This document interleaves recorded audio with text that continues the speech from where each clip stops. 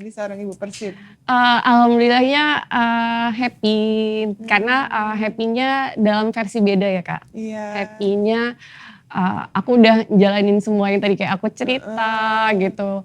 Sekarang happy-nya karena pasang surut yang aku alamin saat kehilangan pasangan. Aku kan 3,5 tahun sendiri.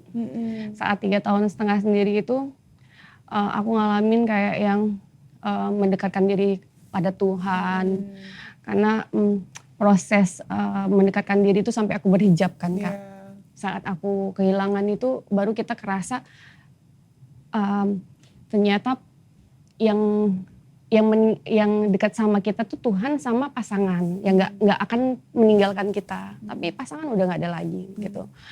Dan aku ngerasa ya Allah kalau seandainya ada pasangan lagi aku nggak akan sia-siakan itu gitu.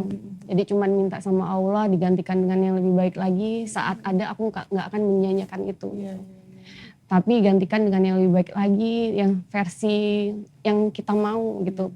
Jadi pas dapat yang versi kita mau tuh bener-bener Masya Allah gitu Kak. Jadi dengan sekarang yang udah diberikan itu bersyukur banget. Jadi harus dinikmatin. Kurang lebih dan lain-lain yang kita hadapin di luar sana ya harus dihadapin. Wah, sekarang gimana nih keseharian jadi ibu Persib tuh kan pasti beda banget sama dunia entertain dong. Apa aja tuh misalnya? Beda sih Kak, ujiannya beda-beda. Kalau entertain ya pulang pagi gitu kan Kak. Kalau sekarang sih lebih ke kegiatan. Kita memang harus mengorbankan karir. Kayak Kakak lihat udah gak syuting-syuting lagi. Karena memang kita harus mengorbankan karir demi karir suami gitu. Tapi ya gak apa-apa. Tapi kan kamu jadinya aktif di berbagai kegiatan Persib kan? Iya. Kayak tadi pagi sebelum kesini udah ke mana Posyandu. Terus juga kan sempat bareng nih kita, aku isi acara ya di tempat kamu. Iya, ceramah kesehatan. Ceramah kesehatan gitu kan, kamu jadi mengadakan kegiatan-kegiatan kayak gitu kan. Dan memandang itu gimana kamu? Senang lah Kak, senangnya bermanfaat untuk orang banyak kan Kak. Jadi anggota-anggota di sana kan banyak hal yang kita yang membawa aura positif ke dalam, manfaatnya untuk mereka gitu, pahalanya juga untuk kita juga kan Kak gitu. Jadi kita sih yang harus mikir apa sih lagi yang kita buat untuk manfaat banyak orang, apalagi sih apa gitu, happy aja sih Kak. Jadi ngeliat senyuman mereka bahagia, hati kita tuh seneng gitu. Jadi enak, bahagia lah. Aku lihat sih Uli lebih cerah ya gitu, lebih bersinar gitu. Karena mungkin bukan lebih gemuk ya? Enggak dong. Itu ini juga sempet ya? Sempet. Terus kamu sekarang kurus lagi loh, lagi loh. Jadi ideal nih ya. Kemarin sempat 81 gede banget Kak. Ini baju gede banget, belum dikecilin. Sekarang udah slim lagi ya. Penuh dengan kegiatan ini dong ya pastinya. Kegiatannya positif makan. Setiap acara ada makanan, jadi makan. Karena kan kalau di sana kalau kita nggak makan kan yang lain kan nggak boleh dimakan, jadi kita harus makan biar mereka juga menikmati. Oke, Lili sejauh ini anak-anak gimana melihat bapaknya gitu kan ya sekarang, apakah bakal mengikuti jejak karir sekarang kayak gimana? Kalau anak kamu jadi tambah kan? Kalau anak sih kan alhamdulillah sampai sekarang masih 4 kan Kak gitu. 4 loh. Kalau nambah sih dikasihnya aja. Kalau misalnya anak sih kalau yang pertama kalau yang dari suami sekarang memang dia pengen jadi TNI yang cowok. Kalau yang cewek kan sekarang lagi masuk ke TN, SMA TN. Karena suami kan memang dulu SMA-nya SMA TN. Jadi benar-benar terinspirasi. Jadi yang cewek masuk juga SMA TN. Kalau yang kecil? Yang kecil-kecil yang terakhir kayak pengen mikir gitu ya. Kecil soalnya ya. Tapi dia sering dipilih jadi pimpinan upacara di sekolahnya. Iya. Biasanya ngapain sih kalau lagi di rumah gitu kegiatannya? Yang aku tahu tuh sibuk banget karena anak-anak tuh sering berenang ya kan. Lagi apa tuh kamu sempet ngajakin Diving, ya, ya. ala-ala mermaid gitu. Iya, iya, iya. Yang kedalamannya paling dalam di Indonesia, ya kan takut ya saya. Iya, iya, iya. Karena di situ pas banget, alhamdulillah ada di situ kan, Kak. Gitu. Jadi anak-anak tuh seneng gitu. Jadi ya paling kayak berenang, ya paling suka ya paling nge-mall ajak makan doang sih, Kak. Mereka nggak aneh-aneh. Gitu ya. Oke.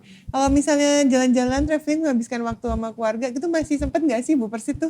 Masih. Traveling masih ya? Masih. Karena sering ya? Sabtu Minggu tuh pasti libur. Oh oke. Kirain kan sudah terlalu sibuk gitu. Iya. Oke. Kalau misalnya ke depannya nih, kamu punya harapan nggak sih untuk anak kamu seperti apa gitu kan? Karena kalau kita di sini kan pengennya menginspirasi nih lovely people yang nonton di rumah. Ilmu-ilmu parenting apa sih yang kamu terapkan nih ke anak-anak? Anak-anak sih Apakah militer juga gitu? malah aku lebih santai sih, Kak. Gak pernah yang nyuruh anak-anak tuh kayak harus belajar, yang belajar gini, enggak sih. Yang penting anak-anak tuh Ustadz pasti tetap datang untuk ngaji setiap hari. Sabtu Minggu yang libur, ngaji pasti di rumah. Terus kalau les di sekolah pasti ada les, minggu 3 kali les. Kenapa nggak les di rumah? Kadang kalau di rumah mereka nggak fokus. Oke, jadi langsung sekalian aja di sekolah. di sekolah. Jadi pulang sekolah langsung di sekolah les, nanti nyampe rumah itu udah sore. Jadi pulang mandi, langsung ngaji, abis ngaji maghrib, jadi langsung tidur istirahat. Iya, makan malam tidur gitu. Ya waktu anak-anak emang gini ya sekarang ya. Iya. Anak-anak lebih sibuk daripada orang tuanya kan. Mending sibuk di sekolah daripada di rumah. Kalau di rumah tuh udah pengen gadget aja gitu. Iya, jadi bawaannya gitu. Oke. Ini by the way aku tuh pernah baca di salah satu media gitu ya. Ada artikel yang mengutip bahwa ternyata anak kamu tuh ada yang mengidap hoarding disorder. Jadi apa ya tuh? Apa mungkin kamu boleh sharing gak sih? Terus apa yang kamu lakukan saat itu? Apa reaksi kamu jadi ibu tahu kejadian kayak gitu? Iya. Itu waktu kapan? Itu tahun 2018 pas Alma meninggal kan, Kak.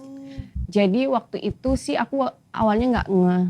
Pas waktu gurunya yang ngomong di sekolah, Bu, ini setiap kali Puja makan selalu makanannya itu dibungkus dimasukin ke tas. Kasian makanannya kadang masih nasi, Kak, nasinya masih basah, kotor di tas gitu. Nah pas aku periksa udah bau, udah meleleh gitu. Nah awalnya aku ngajak lah dia tempat makan, ternyata di depan aku juga dia begitu. Terus aku buang, dia nangis gitu. Akhirnya aku ikutin lah, bawa pulang. Nah terakhir aku bilang, kenapa kamu kayak gini gitu. Enggak, Uja sedih, itu kan nasi Uja. Dia bilang, kenapa sedih gitu.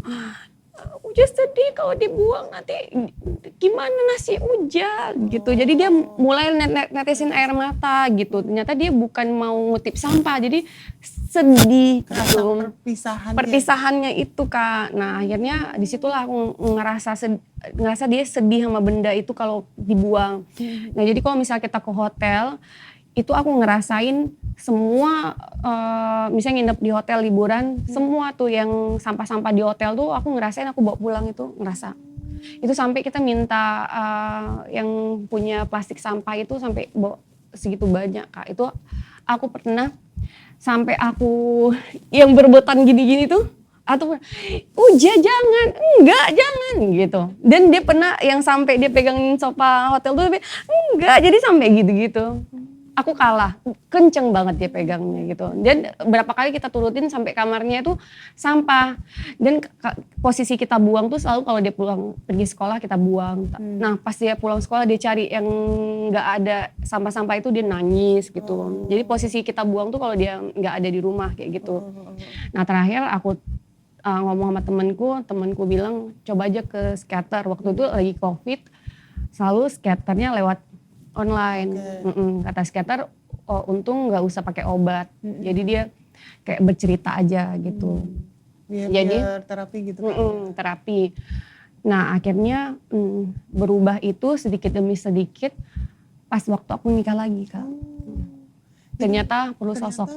dia itu mungkin karena sempat kehilangan besar mungkin ya. Iya. Terus akhirnya dia merasa bahwa dia nggak mau berpisah lagi sama Iya. hal yang berhubungan sama dia gitu. Pas aku nikah lagi, yang papanya yang sekarang ini yang kan kalau ke masjid udah yuk kita ke masjid yuk diajakin, yuk udah pergi yuk diajakin. Jadi kayak udah ngisi lagi kosongan dia itu, dia akan lupa dengan kayak gitu. Wah, aku sampai merinding. Ya ampun. Gitu.